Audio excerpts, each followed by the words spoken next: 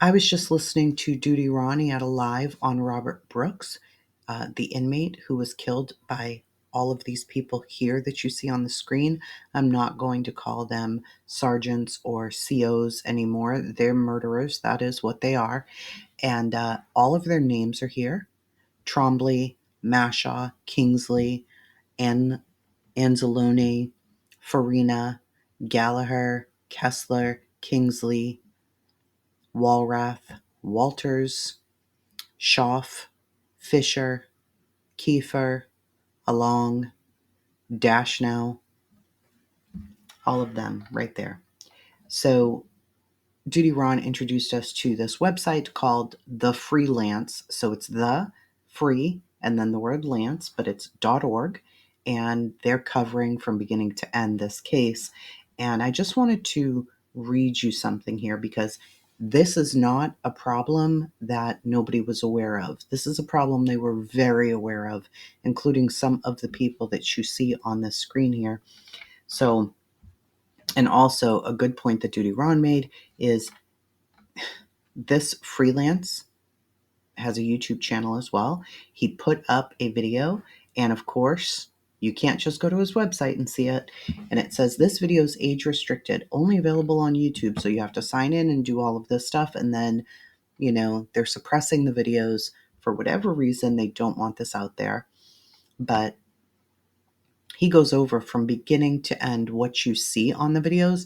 And I know that there are a lot of people, when I played them, they just couldn't watch them. It was too much. And I do understand that it's too much to watch a man die on video, but this is somebody's brother and somebody's son and somebody's dad. And I do understand that he was an inmate, but he wasn't an inmate with a death sentence. He was an inmate 8 years into his sentence of a 12-year sentence, and he was loved by people. And he was already injured prior to getting to them. So what risk he posed to these people, I have no idea. But they're not the judge, jury, executioner. These people are not. And what really got me were some of their smirks. Look at some of their smirks. They enjoyed this. This was not a tragic accident. This was not, he was trying to beat up guards. It was none of that. There were so many of them. There was one of him. He was completely incapacitated, and nobody's been arrested. Nobody has been arrested. That's absolutely unacceptable.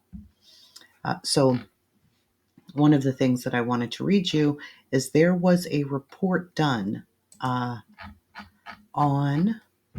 October 11th and 12th of 2022, monitoring visit to Marcy Correctional Facility, done by the Correctional Association of New York, post-visit briefing and recommendations. So they did this report.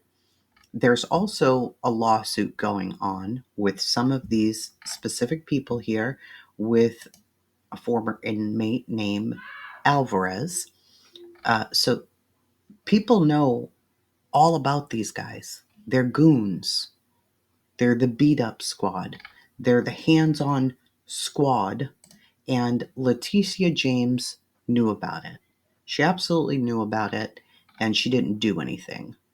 2023 deposition in a federal civil rights lawsuit warned state officials of prison guard beat-up squad that killed Brooks, the man in the upper left-hand corner, as well as the man in the upper right-hand corner, were both named in this lawsuit.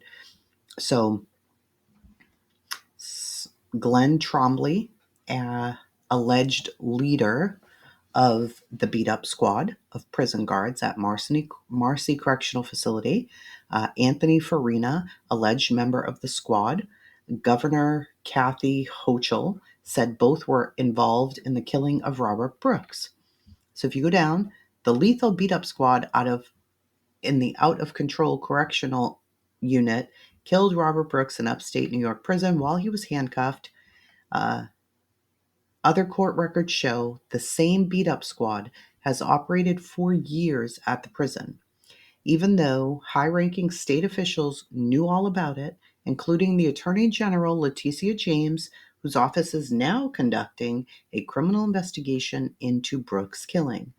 Trombley was the alleged leader of the beat-up squad.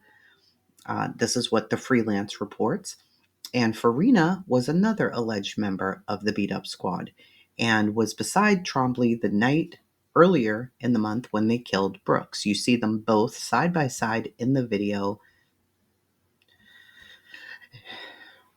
There are very few things that leave me speechless. That fucking video was one of them.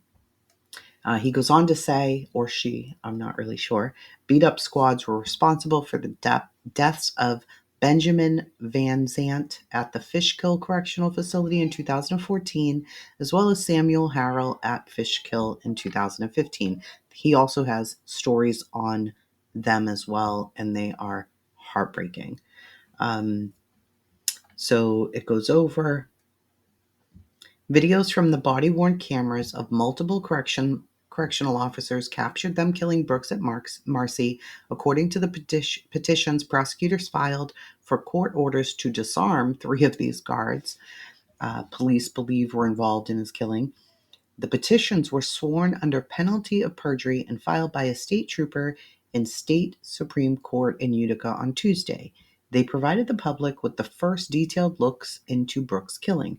Preliminary findings by the medical examiner is that he died asphyxia due to compression of the neck, as you can see in the middle photo there. The exact timeline is not exactly clear.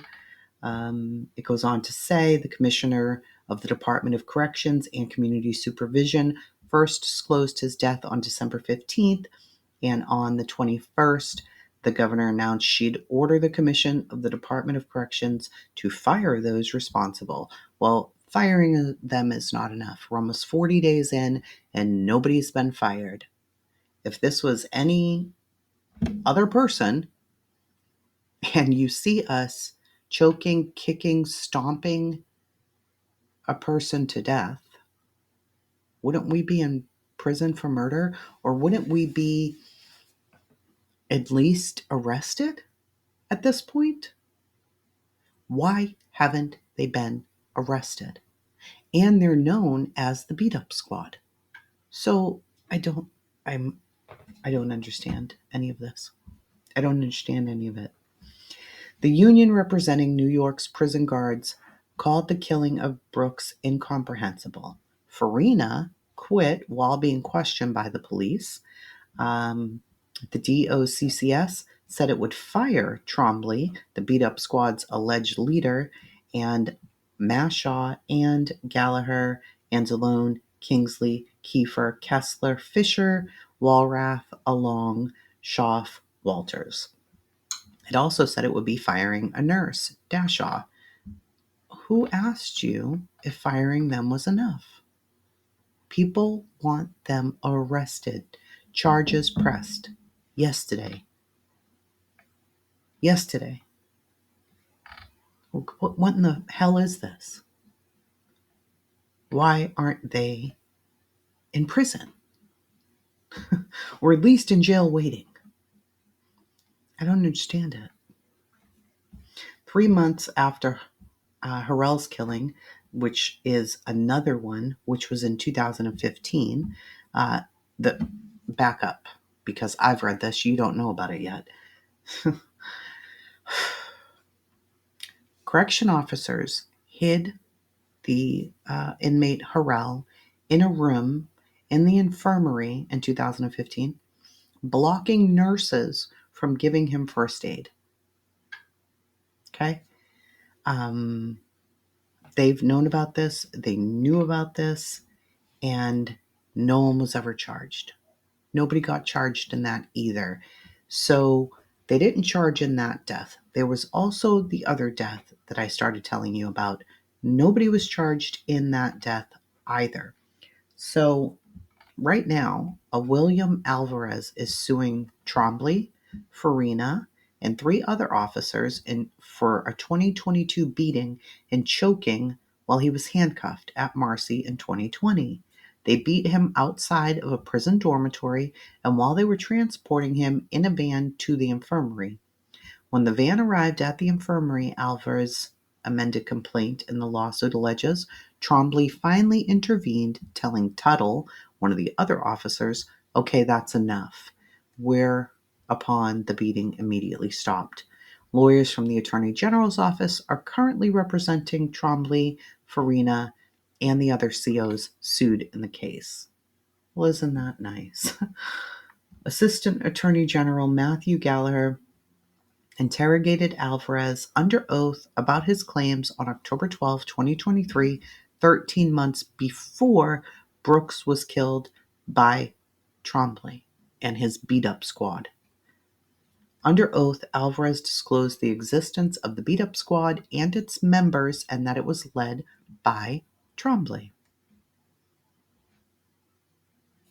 So you already have them in court. You have people swearing under oath. You have the